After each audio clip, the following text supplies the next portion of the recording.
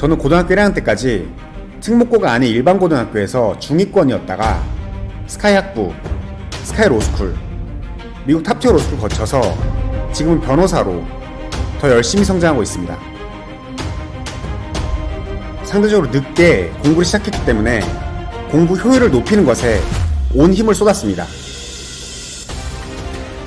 매일매일 1년 내내 정말 꾸준히 했지만 꾸준히만큼이나 초점을 두었던 것이 집중력을 최대치로 만들어서 공부 밀도를 높이는 거였습니다. 누구한테 공부 방법을 배운 적은 없어서 이런저런 시도를 정말 많이 했었습니다.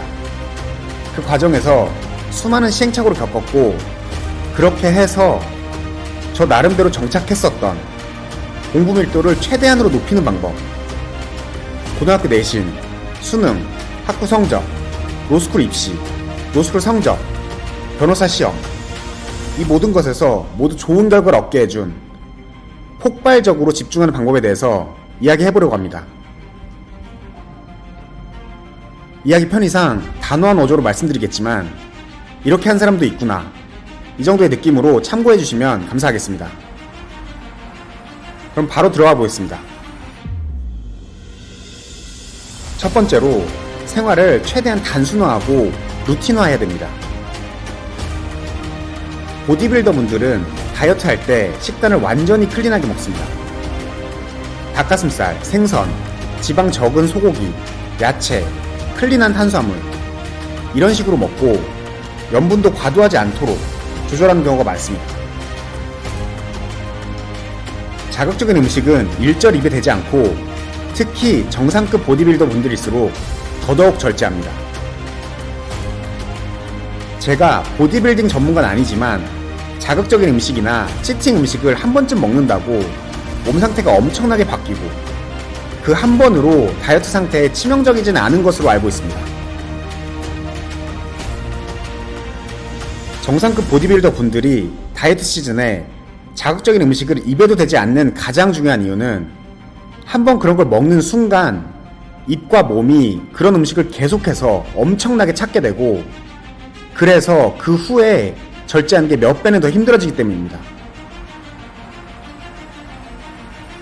클린한 음식만으로 입과 몸이 완전히 익숙해져야 자극적인 게 생각나지 않고 평온한 상태로 클린한 식단 유지가 되는 겁니다. 공부도 이거와 똑같습니다.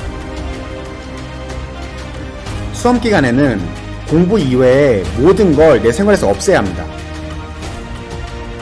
물론 개개인의 상황마다 생계 유지를 위한 일을 하셔야 한다거나 가족을 돌봐야 하는 상황이라거나 이런 공부보다 더 중요한 일을 공부와 병행하셔야 하는 상황은 예외로 하겠습니다.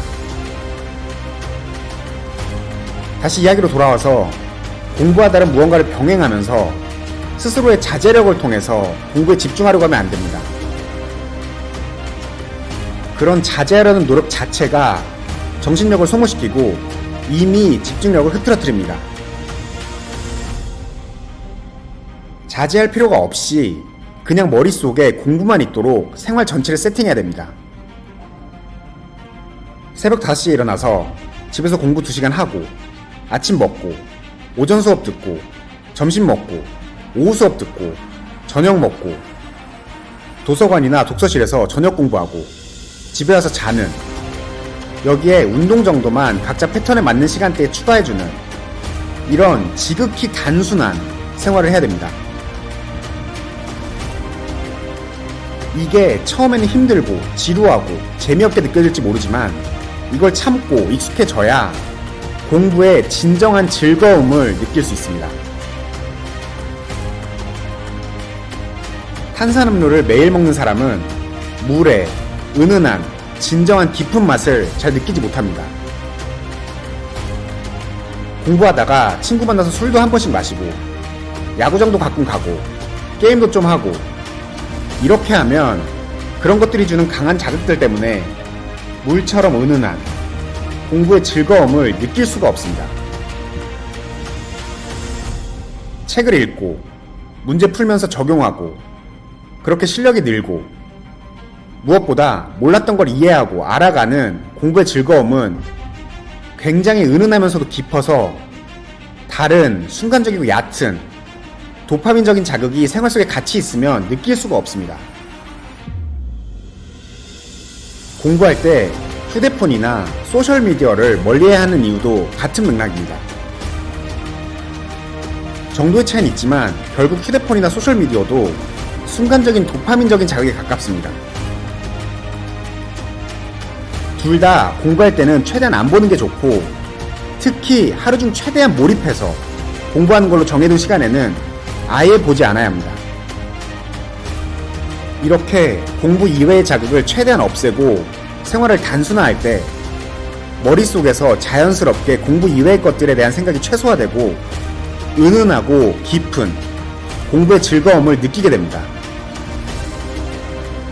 공부가 즐거울 때 정말 완전히 몰입하게 됩니다. 두 번째로, 스스로와 경쟁하면서 공부합니다. 조금 유치하지만 저는 스스로를 기록을 향상시켜야 하는 운동선수라고 상상하면서 공부했습니다. 하루를 시작할 때 하루치 공부 목표를 정하고, 일주일 시작할 때 일주일치 공부 목표를 정하고 나서 그걸 얼마나 해냈는지를 늘 체크했습니다. 늘 조금 무리한 목표를 잡았었기 때문에 목표한 것보다 못하는 날이 많았지만, 공부밖에 없는 단순한 생활 패턴의 기간이 길어지고 공부에 더 깊게 몰입하게 되면서 목표한 만큼 공부한 날이 점점 더 늘어나고 목표를 초과한 날도 생기기 시작했습니다. 이렇게 공부에 탄력이 붙으면 모의고사나 실제 시험을 보기 전에 이미 스스로 느끼게 됩니다. 내가 제대로 하고 있구나, 확실히 늘고 있구나, 이렇게 하면 되겠구나. 스스로와 경쟁한다는 생각으로 계속해서 작은 목표를 세우고 그걸 얼마나 해냈는지 계속해서 체크하면서 공부하는 것보다 확실한 페이스메이커는 없습니다. 그보다 확실하게 공부에 자신감을 심어주는 것도 없습니다. 세 번째, 마지막으로 잘 쉬어줍니다. 폭발적으로 집중하고 완전히 몰입하기 위해서는 잘 쉬는 게 정말 중요합니다. 잘 쉬는 거랑 노는 건 완전히 다릅니다. 사람마다 다를 수는 있지만 제 경우에는, 그리고 많은 경우에 친구들 만나서 노는 거, 술 마시는 거, 거창한 이벤트에 가는 거, 이런 것들은 재밌고 순간적으로 스트레스가 풀리는 느낌이 들 수도 있지만 결국은 에너지가 심하게 소비됩니다. 잘 쉬는 건 이런 게 아닙니다. 에너지가 채워지는 휴식을 해야 됩니다. 공부를 위해서 전체적인 생활을 물처럼 단순하고 평온하게 만든 것처럼 휴식도 단순하고 조용하고 완전히 편안하게 해야 합니다. 뻔하지만 자는 게 최고고, 동기부여되는 책 읽고, 동기부여되는 영화 보고, 나한테 힘을 주고 응원해주는 가족, 아니면 가족 같은 친구와 가볍게 산책하고, 이렇게 몸을 완전히 쉴 수 있게 해주고 마음을 평안하게 만드는 휴식을 해야 일주일, 한 달하고 지치는 게 아니라 1년, 2년 흔들리지 않고 매일 똑같이 갈 수 있습니다. 며칠씩 밤새고 잠 줄여가면서 벼락치기로 공부할 때 성과가 나오는 게 아닙니다. 저는 일요일 오전과 오후까지 이렇게 에너지를 채우는 휴식을 하고 일요일 저녁부터는 가볍게 좋아하는 과목 위주로 공부했습니다. 이렇게 하고 월요일 새벽부터 본격적으로 빡세게 공부하면 몸과 마음이 완전히 충전된 상태로 공부가 된다는 게 느껴졌습니다. 저는 이렇게 해왔습니다. 여러분도 해보면 어떨까요? 도움 되셨으면 좋겠고요. 여러분들 생각이나 고민들 댓글에 남겨주시면 같이 성장할 수 있을 것 같습니다. 감사합니다.